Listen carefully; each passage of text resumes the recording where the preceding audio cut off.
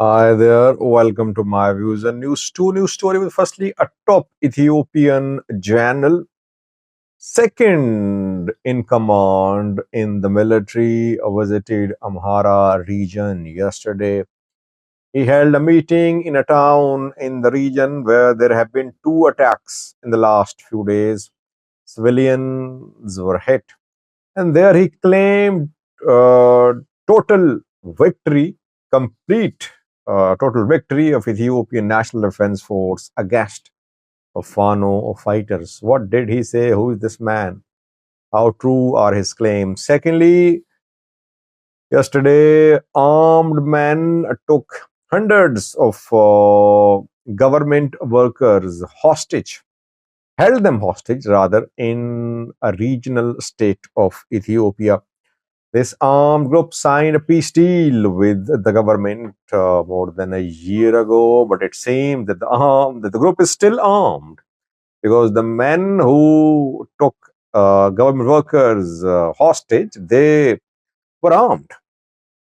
Uh, Firstly, viewers, Amhara region of Ethiopia, where since last year we have been seeing a military operation against Amhara militias, which call themselves Fanos.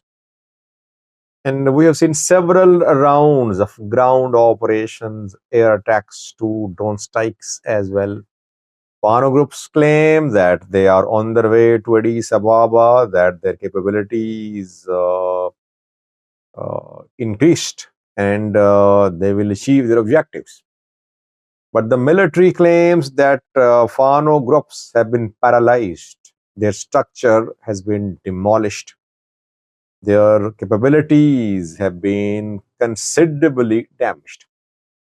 A senior Ethiopian military officer visited Amhara region, and yesterday military released pictures of the visit of this senior uh, military leader. And he is basically from the Amhara region, by the way. People say that he is Ago Bruno, but he is originally from the Amhara region. His name is Bebo Tredase. Bebo Tredase is deputy chief of the Ethiopian National Defense Force. So after Jula, I think he is the sorry, senior most general in the Ethiopian National Defense Force. And he is leading the military operation against Fano fighters in the region. He, Tamaskan Torone, Araga Kabbede, Brhano Bakale, General, these are top men who are planning, leading the military operation against Fano fighters. Interestingly, about Dase visited Finote Silam yesterday. He chaired a meeting of military officers in Finote Silam. Finote Silam is in Goja. And two attacks were carried out in Finote Silam in the last 4 to 5 days. A school was hit when a student threw hand grenades at students. Dozens were injured. And after that, unknown armed men threw grenades at a city market in Finote Islam. Again, dozens of civilians were injured in these two attacks. On both occasions, the government issued statements saying that Fano fighters were behind the two attacks. Fano denied having carried out the attacks, but government accused Fano. Babu Tadase went to Finote Silam, and there he held a meeting. And there he made some claims about the operational strength of the Fano fighters. He claimed that Fano groups have been paralyzed.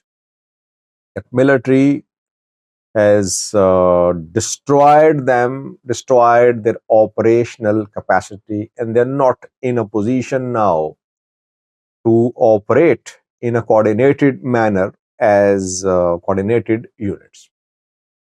Similar claim was made by other senior military officers too a few days ago as well. So this is now the official position of the military that Fano groups have been weakened to very significant level. Fano groups claim that they are upgrading their capabilities. They are greater in number. They have more weapons now, maybe.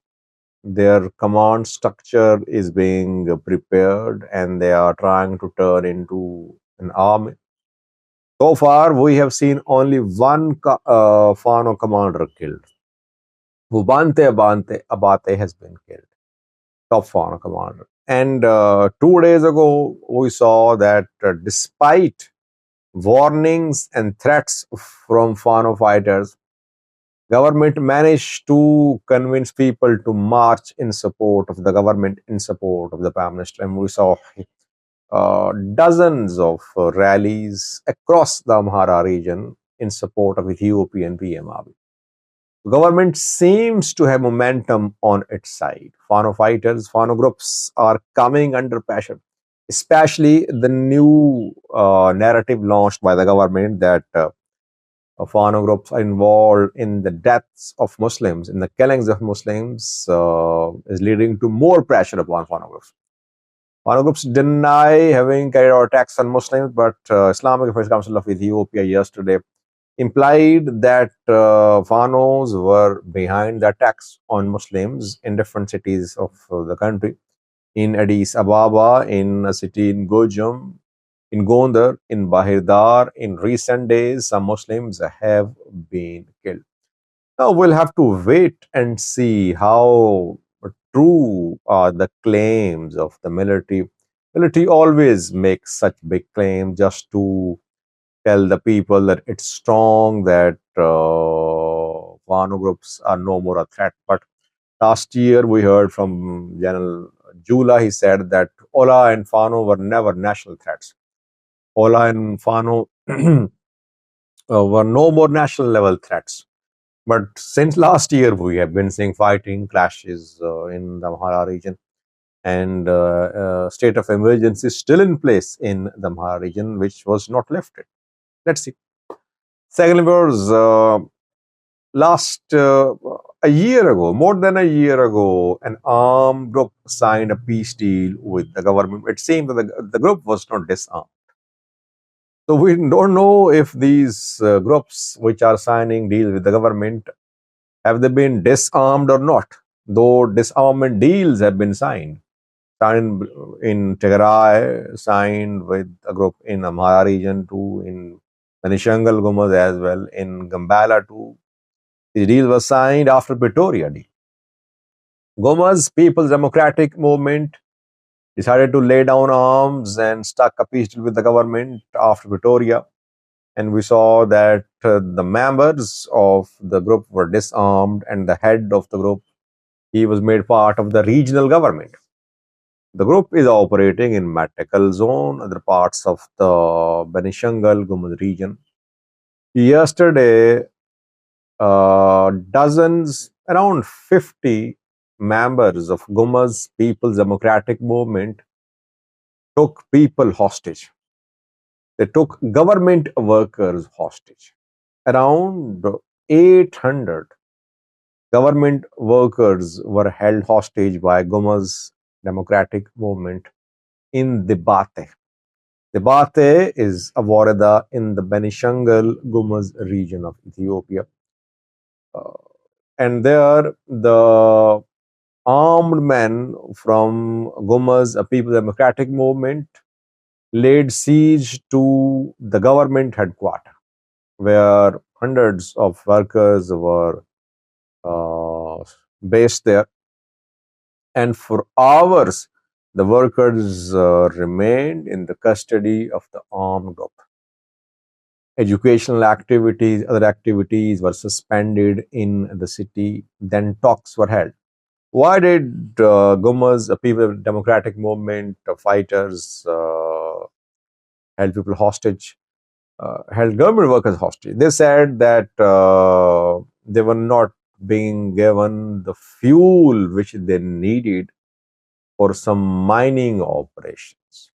This issue led to this decision by the armed group to hold people hostage. The incident indicates that Goma's the People's Democratic Movement was not completely disarmed, because when the fighters surrounded the government building, they were seen armed with the small weapons reported. Discussions underway matter could be resolved, but it shows that the armed groups retain their armed strength too when they are disarmed. By the way, Tigray fighters have surrendered heavy weapons. We are told that Tigray has surrendered all heavy weapons, group weapons as well. And critics of TPLF say that Tigray fighters never surrendered all their heavy weapons. It seems that disarmament should be verified. Otherwise, there is no point in signing peace deals, because anytime there could be resurgence of violence. But one difference is that in Tigray, peace deal is being monitored by African Union and other organizations, observers who are monitoring the implementation. The implementation is slow. Thank you.